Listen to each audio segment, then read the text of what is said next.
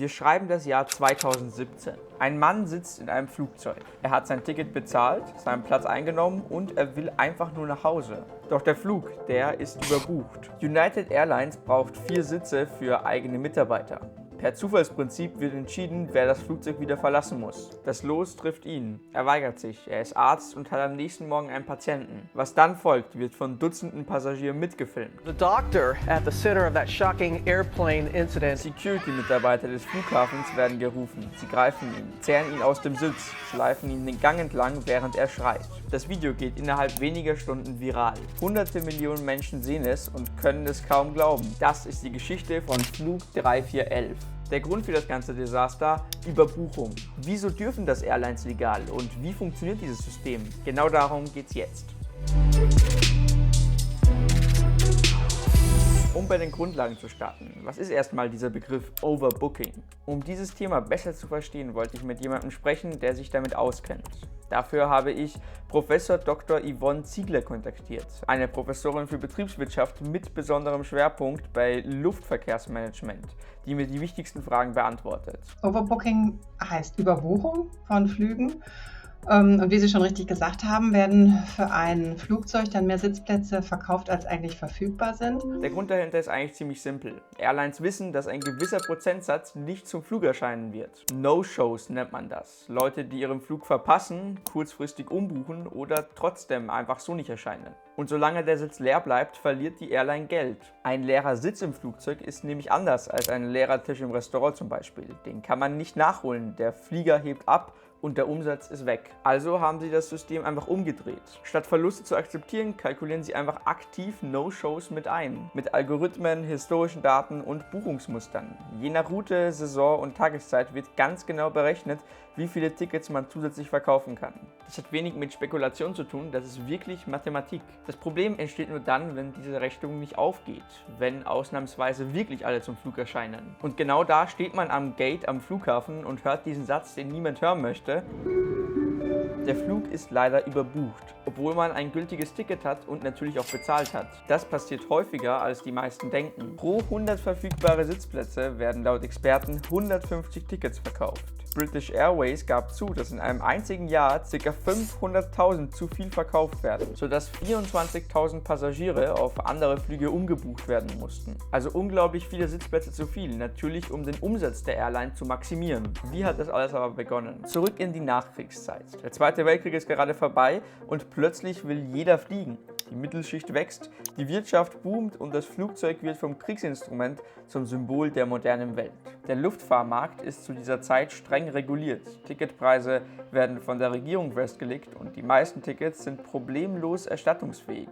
Das klingt gut für Passagiere, ist es auch, aber es hat einen Haken. Weil man ein Ticket ja jederzeit zurückgeben kann, buchen viele Menschen mehrere Flüge gleichzeitig, als Absicherung. Man weiß ja nicht, ob der Meetingtermin zum Beispiel hält. Und so kommt es, dass Flugzeuge zu einem guten Teil leer abheben, obwohl sie offiziell ausgebucht sind. Und für Airlines ist das ein echtes Problem. Anfangs passiert es aus reiner Unachtsamkeit. Doch irgendwann erkennen Fluggesellschaften dieses System und statt sich zu beklagen, machen sie eine Strategie daraus. American Airlines gehört zu den ersten, die das systematisch angehen. In den 1950er und 60er Jahren werden Operations Research Methoden eingesetzt, um Reservierungen, Auslastung und Personalplanung zu optimieren. Der Wissenschaftler M.J. Beckman veröffentlichte Ende der 1950er Jahre das erste mathematische Modell dazu. Es soll den Verlust durch leere Sitze gegen die Kosten einer Überbuchung abwägen. Jahrelang passiert das im Stillen. Kein Gesetz verbietet es, keine Behörde regelt das. Die Passagiere wissen oft gar nicht, was mit ihnen passiert, wenn sie am Gate abgewiesen werden. Es gibt keine einheitliche Entschädigung, keine Pflicht zur Freiwilligensuche. Wer Pech hat, der steht halt eben einfach draußen.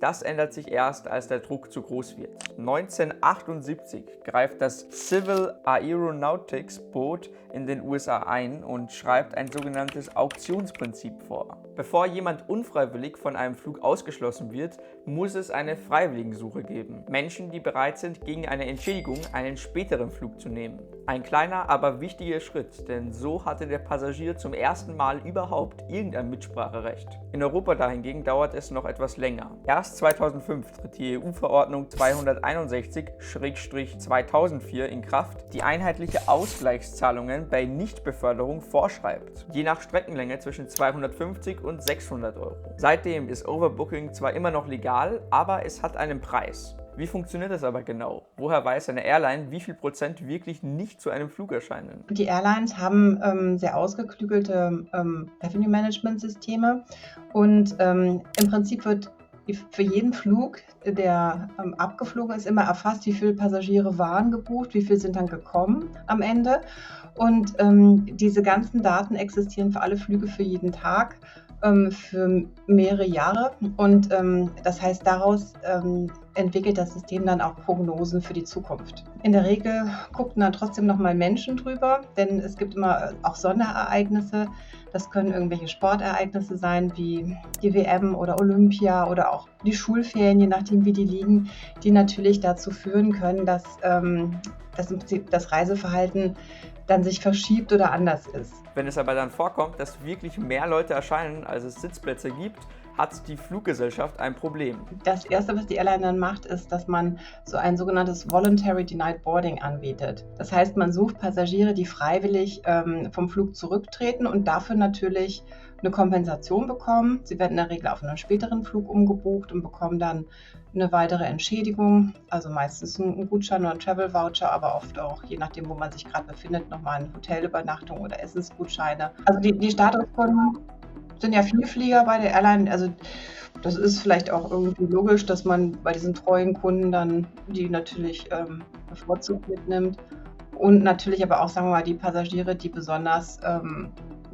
vielleicht Unterstützung benötigen, wie Familien oder eben auch ältere Leute oder Leute, die vielleicht auch eine Betreuung benötigen. Und das deckt sich auch mit den Erfahrungsberichten, die ich dazu im Internet gefunden habe. Mir wurde mal am Schalter gesagt, dass es daran lag, dass ich am wenigsten für mein Ticket bezahlt hatte als alle anderen im Flugzeug. Was wir ja schon herausgefunden haben, man hat ein Recht auf eine Entschädigung. Wie viel aber genau, das hängt ganz davon ab, wo man gerade ist. Fangen wir in Europa an, weil es hier einfach am klarsten geregelt ist. Wird man wegen Überbuchung nicht befördert, hat man laut einer Verordnung genau 3 Dinge zu erwarten. Erstens Geld. Die Höhe der Ausgleichszahlung richtet sich nach der Entfernung der gebuchten Strecke. Bei Flügen unter 1500 Kilometern sind das 250 Euro. Bei Strecken zwischen 1500 und 3500 Kilometern 400 Euro und bei Langstreckenflügen ab 3500 Kilometer steigt die Summe auf bis zu 600 Euro. Das Entscheidende, die Höhe der Entschädigung ist nicht abhängig von dem gezahlten Ticketpreis. Wer also das günstigste Ticket hatte, bekommt genauso viel wie einer in der Business Class. Zweitens eine Alternative. Passagiere haben den Anspruch auf eine anderweitige Beförderung zum endgültigen Ziel ihrer Reise. Entweder auf einem anderen Flug oder sogar auf einer anderen Beförderungsart. Wenn nötig, muss eine Airline sogar Verpflegung und eine Übernachtungsmöglichkeit zur Verfügung stellen. Drittens, Betreuung am Flughafen. Die Fluggesellschaft muss sofort kostenlose Mahlzeiten und Erfrischungen sowie 2 Telefonate oder E-Mails zur Verfügung stellen. Und noch etwas, das viele nicht wissen, die EU-Fluggastrechteverordnung ermöglicht es, Ansprüche bis zu 3 Jahre rückwirkend geltend zu machen. Ganz anders sieht das aber in den USA aus. Dort gibt es zwar eine Pflicht zur Freiwilligensuche, aber keine festen gesetzlichen Ausgleichszahlungen in Dollar oder Euro, die unabhängig vom Ticketpreis gelten. Amerikanische Airlines verhandeln am Gate oft direkt mit den Passagieren.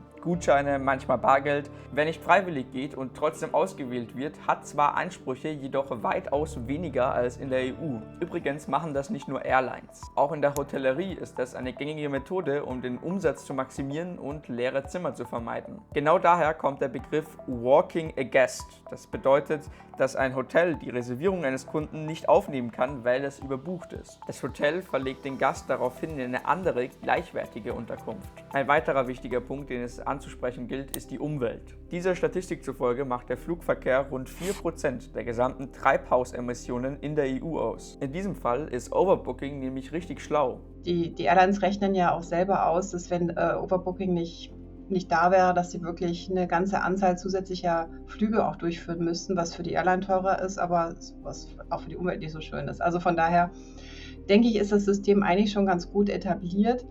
Und also meine persönliche Erfahrung ist, dass es sehr selten eben zu diesem Involuntary Denied Boarding kommt, wo die Leute dann wirklich eben nicht mitfliegen können. Aber zurück zu dem Mann, bei dem wir begonnen haben. Dr. David Dow, Flug 3411, April 2017. Der Aktienkurs von United fiel innerhalb von 2 Tagen um fast 4%. Ein Verlust von rund $1 Milliarde an Börsenwert. CEO Oscar Munoz musste sich öffentlich entschuldigen. United einigte sich außergerichtlich mit dem Arzt zu einem Betrag, der nie bekannt wurde. Das Paradoxe daran aber irgendwie, das System hat sich seitdem nicht wirklich verändert. Überbuchung ist heute noch genauso legal wie 2017. Manche Airlines haben das aber erkannt. Southwest in den USA zum Beispiel wirbt aktiv damit, grundsätzlich nicht zu überbuchen, weil sie verstanden haben, dass Vertrauen halt auch ein Geschäftsmodell ist. Am Ende bleiben wir mit der Frage, mit der wir begonnen haben, nur dieses Mal etwas anders formuliert. Nicht warum dürfen Airlines das, sondern warum lassen wir das zu? Hey, vielen Dank fürs Schauen bis hierher. Ich hatte in der letzten Zeit noch einiges für die Schule zu tun. Jetzt bin ich aber damit fertig und kann mich noch mehr der Produktion von solchen coolen Videos widmen. Abonniert den Channel, wenn ihr es noch nicht getan habt, lasst einen Kommentar für den Algorithmus da und dann sehen wir uns schon ganz bald wieder.